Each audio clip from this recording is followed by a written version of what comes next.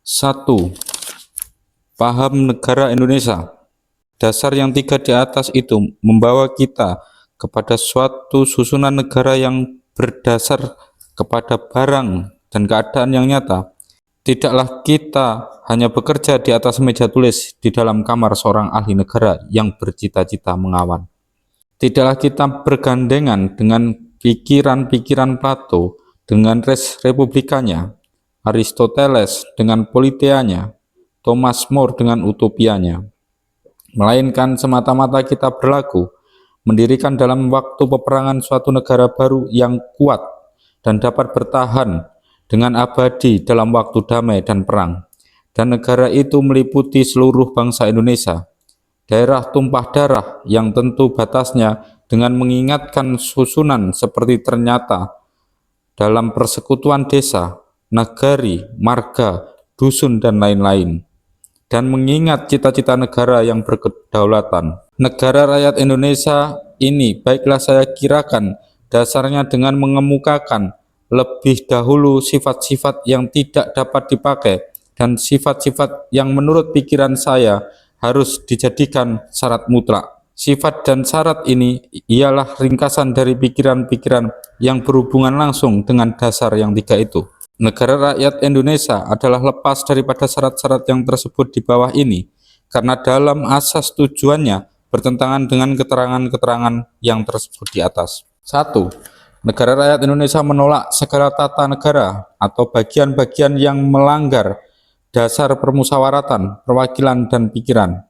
2. Negara rakyat Indonesia menolak segala paham A. Federalisme atau persekutuan, B.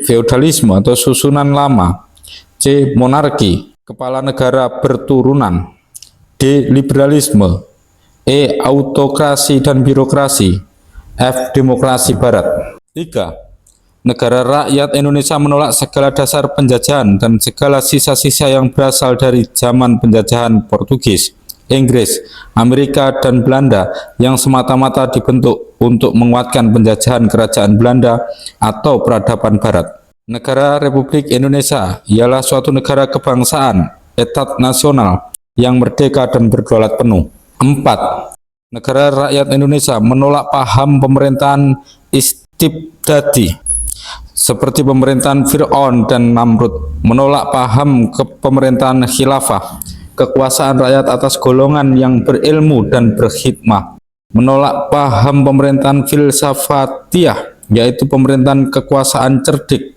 pandai atas rakyat jelata. 5. Negara rakyat Indonesia menolak segala dasar penjajahan kolonialisme sebagai dasar pembentukan negara. 6.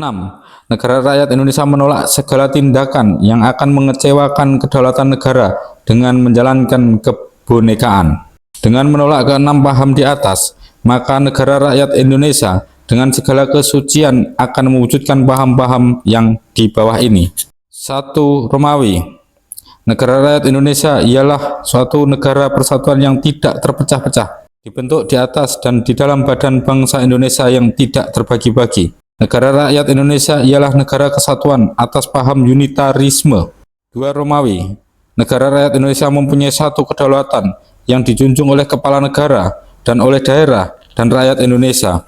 3. Dalam negara rakyat Indonesia, maka kepala negara, pusat pemerintahan, pemerintah daerah, dan pemerintah persekutuan desa atau nagari, atau marga, dan lain-lain dipilih secara timur dalam permusawaratan yang disusun secara rakyat. Negara rakyat Indonesia ialah pemerintahan Suriah, pemerintahan yang didasarkan atas permusawaratan antara orang berilmu dan berakal sehat, yang dipilih atas paham perwakilan. 4. Romawi.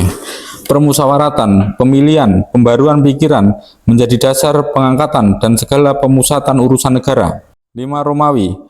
Negeri, desa, dan segala persekutuan hukum adat yang diperbaharui dengan jalan rasionalisme dan pembaharuan zaman dijadikan kaki susunan negara sebagai bagian bawah.